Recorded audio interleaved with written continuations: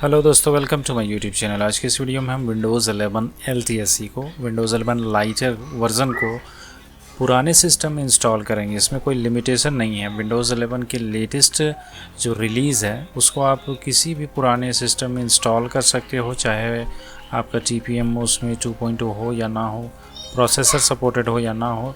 तो पहले इसके ISO को हमें डाउनलोड करना है। डाउनलोड करने के लिए आप किसी भी ब्राउज़र को ओपन करो और यहाँ पर आपको टाइप करना है विंडोज़ 11 LTSC।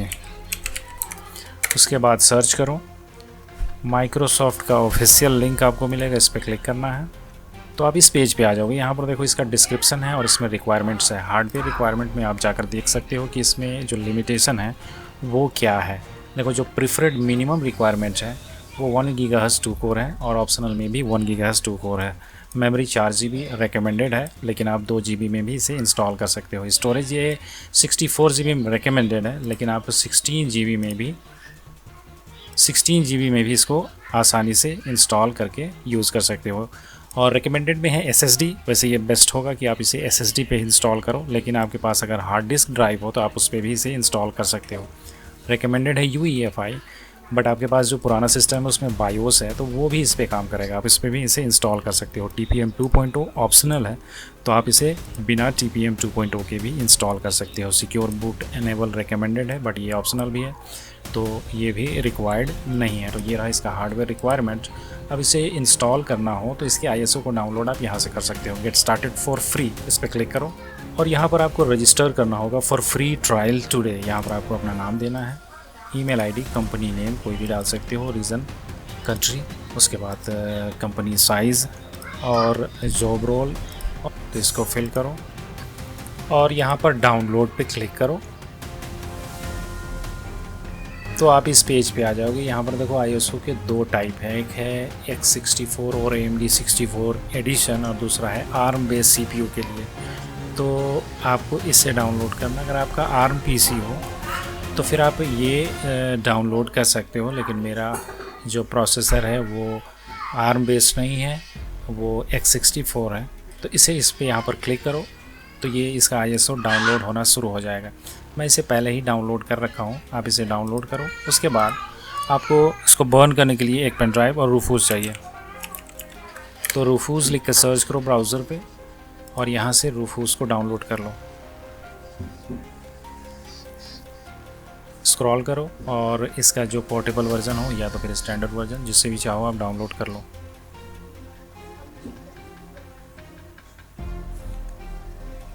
एक बार जब ये डाउनलोड हो जाए तो आप अपना पेन ड्राइव अपने सिस्टम से कनेक्ट करो। System connect, pen drive connect हो गया है। अब रूफूस को रन करो।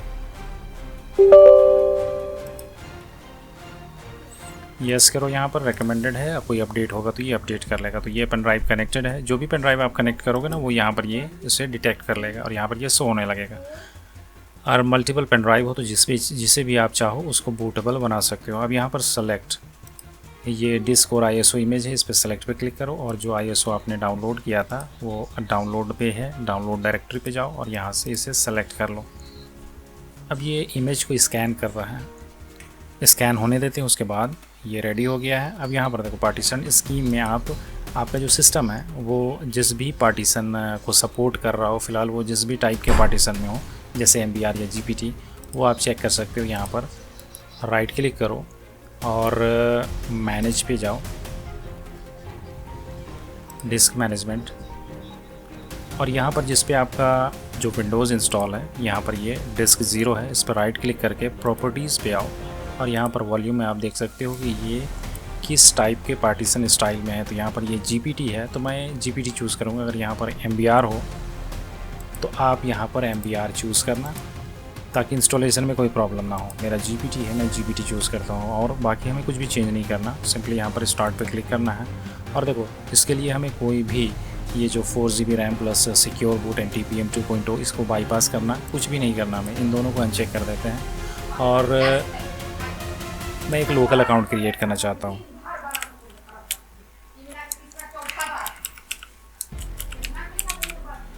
तो बस सिर्फ लोकल अकाउंट में क्रिएट करना चाहता हूँ। आपका माइक्रोसॉफ्ट अकाउंट से आप लॉगिन करना चाहते हो तो आप इसे अनचेक कर सकते हो। लेकिन देखो यहाँ पर जो मोस्ट इम्पोर्टेंट था, जो प्रोसेसर, रैम और TPM, उसको हम बाईपास नहीं कर रहे हैं, सिंपली इसको बर्न करते हैं और थोड़ी ही देर में ये बूटेबल पेन ड्राइव बन के तैयार हो जाएगा। उसके बाद हम इसे इंस्टॉल करेंगे।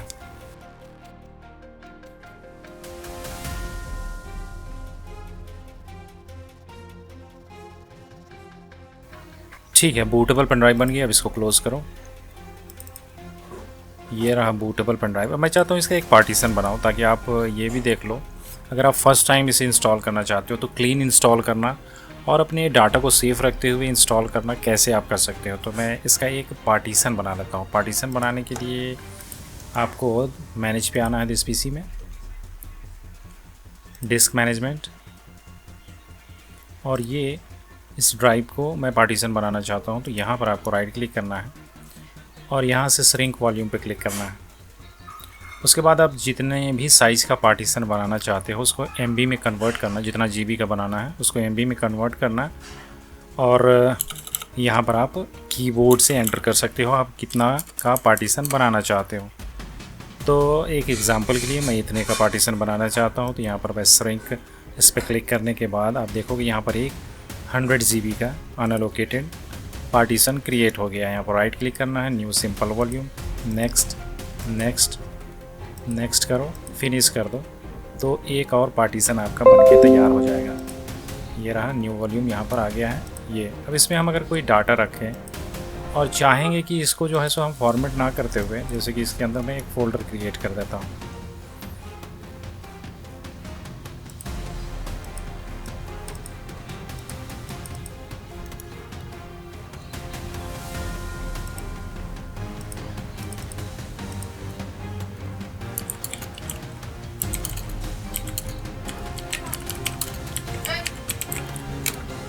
और एक फ़ाइल मैंने यहाँ पर क्रिएट कर दिया और इसको सेव कर दिया यहाँ पर। अब ये एक एग्ज़ाम्पल है, इसकी जगह में आपका कोई भी एप्लीकेशन, कोई डाटा, कोई इंपॉर्टेंट फाइल, फ़ोटो, वीडियो हो सकता है जो कि आप इस ड्राइव पे सेव रखे हो और इसको आप फॉर्मेट नहीं करना चाहते और फ्रेश विंडोज़ इंस्टॉल करना चाहते हो, तो वो कैसे करोगे।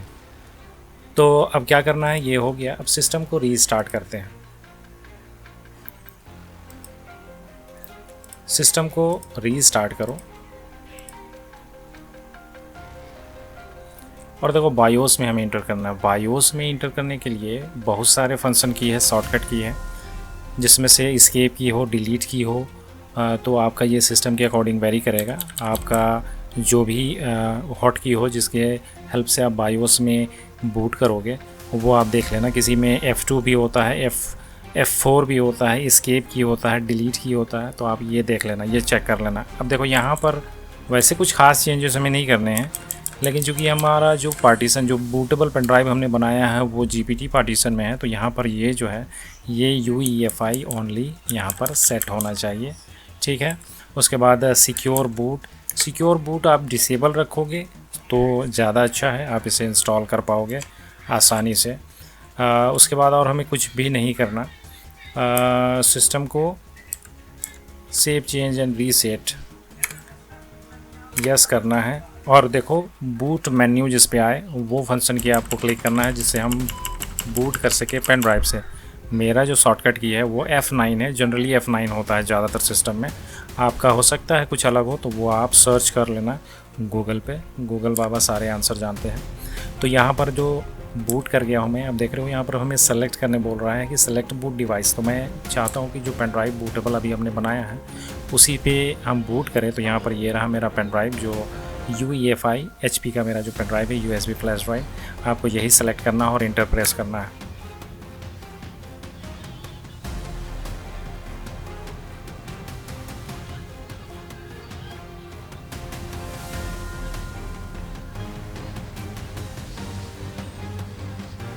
तो पेन ड्राइव से बूट हो गया। अब हमें क्या करना है, यहाँ पर आप अपना लैंग्वेज चूज़ कर सकते हो। लैंग्वेज बेसिकली इंग्लिश होता है ज़्यादातर सिस्टम में। आप अपना जो टाइम और करेंसी फॉर्मेट है वो आप यहाँ से चेंज कर सकते हो। तो यहाँ पर जो टाइम और करेंसी फॉर्मेट है आप उसे इंग्लिश इंडिया ये चूज़ कर सकते हो। उसके बाद नेक्स्ट पे क्लिक करो। यहाँ पर आपका जो कीबोर्ड इनपुट मेथड होगा वो इंग्लिश इंडिया है, सही है। यहाँ से फिर नेक्स्ट पे। अब देखो यहाँ पर आप इससे रिपेयर कर सकते हो PC को और इंस्टॉल कर सकते हो Windows 11 को। तो हमें इंस्टॉल करना है, तो इसी पे चेक रखते हैं और ये जो एग्रीमेंट है इसको आपको चेक करना होगा। उसके बाद नेक्स्ट पे क्लिक करो। उसके बाद ये टर्म्स है, लाइसेंस है, एक्सेप्ट करना है इसे।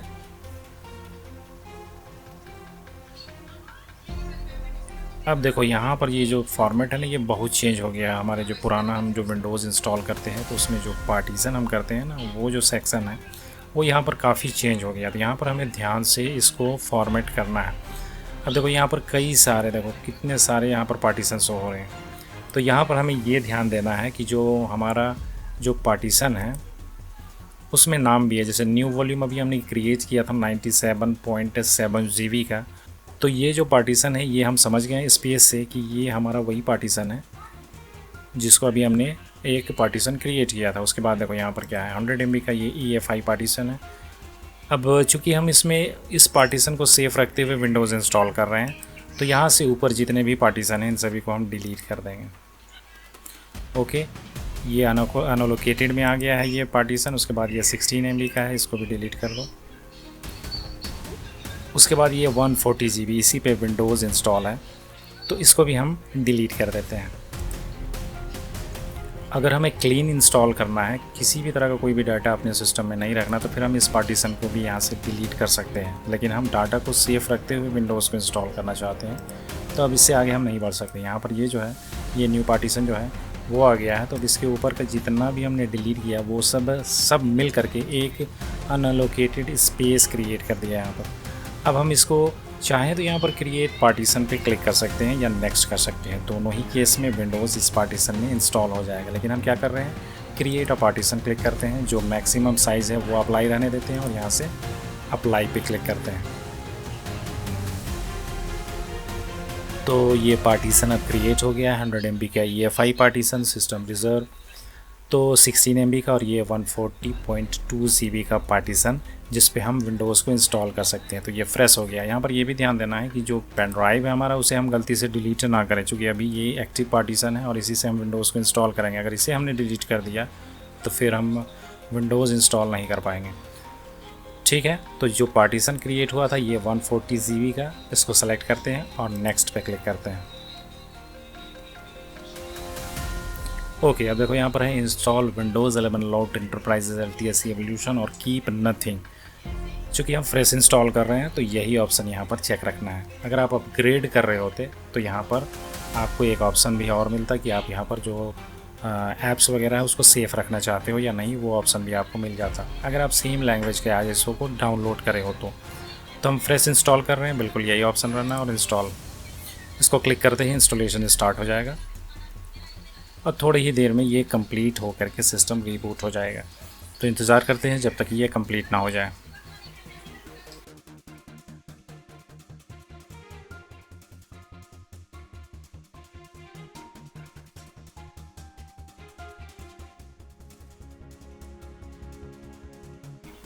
ओके, इंस्टॉलेशन कंप्लीट हो गया है। अब हमें सेटअप करना है इसका।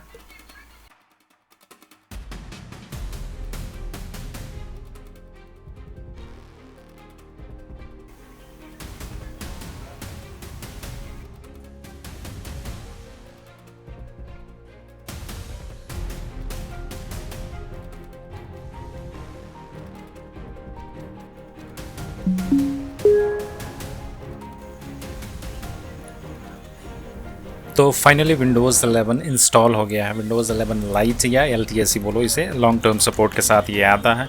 और इसको इंस्टॉल करने में हमें किसी भी तरह का कोई भी TPM2 का या एरर इस तरह का या CPU अनसपोर्टेड कुछ भी नहीं आया। तो ये फुल्ली सपोर्टेड है मैक्सिमम CPU के लिए। आप सब में इसे इंस्टॉल कर सकते हो। आप मेरा सिस्टम चेक कर सकते हो कि इसमें जो मेरा CPU है वो किस जनरेशन का है। i7 4770 ये अनसपोर्टेड है विंडोज़ 11 के लिए, लेकिन विंडोज़ 11 लाइट ये आप इसमें इंस्टॉल कर सकते हो। अब देखो ये एग्जैक्टली विंडोज़ 11 है। इसमें जो फीचर्स हैं वो सब कुछ विंडोज़ 11 का है, बस इसमें एक चेंजेस है। चूँकि ये LTSC वर्जन है तो यहाँ पर इस तरह का ये जो इसका जो वाटर मार्क है वो यहाँ पर आपको दिखाई देगा।